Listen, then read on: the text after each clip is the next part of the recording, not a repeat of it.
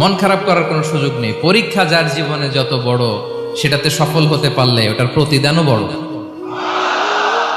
পরীক্ষা যত বড়, এটাতে সাকসেস হইতে পারলে এটার রিওয়ার্ডও তত বড়। বিষ্ণু ইসা ইসলাম বলেন, ইযামুল জাযাই মা'a ইযামিল বালা। বালা যত বড়, জাযাও তত বড়, প্রতিদানও তত বড়। কারণ নবীদের জীবনে যদি খেয়াল করেন, দেখবেন যেই নবীর জীবনে পরীক্ষা যত বেশি, সেই নবীর জীবনে সফলতাও তত বেশি।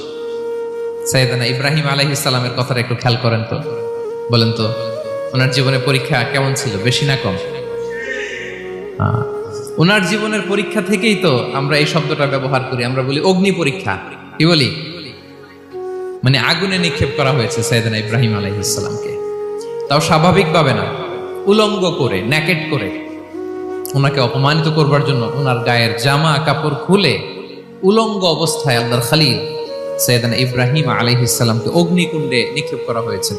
এরকম এক্সপেরিয়েন্স এই অডিটোরিয়ামের ভেতরে আমাদের কখনো হয়েছে? তাইলে সাধারণ মানুষের জীবনের পরীক্ষা আর নবীদের জীবনের পরীক্ষার মধ্যে পার্থক্য আছে না নাই? ওই পরীক্ষায় উনি পাশ করে ফেললেন। 86 বছর পর্যন্ত আল্লাহর কাছে দোয়া করলেন, আল্লাহ আমাকে একটা নেককার সন্তান দাও। আল্লাহ সন্তান দেয় না। 86 বছর পরে আল্লাহ তাআলা সাইয়েদনা ইব্রাহিম আলাইহিস সালাম এবং হাজারের ঘরকে উজালা করে সন্তান দিলেন। সাইয়েদনা ইসমাঈল আলাইহিস সালাম পৃথিবীতে আসলেন। কত বছর বয়সে? 86 বছর বয়সের এখানে কেউ আছেন? হ্যাঁ, আছি আমরা? কেউ নাই। 86 বছর বয়সে প্রথম সন্তান পেয়েছে। তাদের ঘরকে উজালা করে আল্লাহর নবী সাইয়েদনা ইসমাঈল আলাইহিস সালাম আসলেন।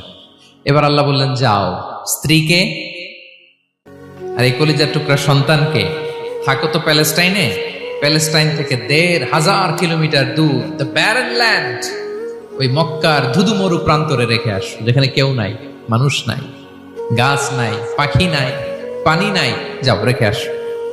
আচ্ছা বলেন তো, 86 বছর পরে যে লোকটা সন্তান পেল, বুঝে শুনে উত্তর দিয়েন, 86 বছর পরে যে লোকটাকে আল্লাহ তাআলা সন্তান দিল, তার হৃদয়ে ওই সন্তানের জন্য মায়া বেশি না কম? এমনি তো আমাদের প্রথম সন্তানের হিস্ট্রিটা একটু খেয়াল করেন তো। প্রথম আমাদের যে মেয়ে হয়েছিল বা যাদের ছেলে হয়েছিল, তার প্রতি আদর, সোহাগ, দরদ, ভালোবাসা, আল্লাহ কত ছিল।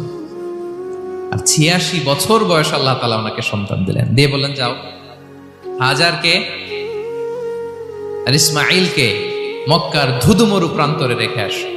আল্লাহ তাআলা বলতে দেরি, চলে যেতে দেরি নাই, মুহূর্তে উনি রওনা হয়ে গেলেন।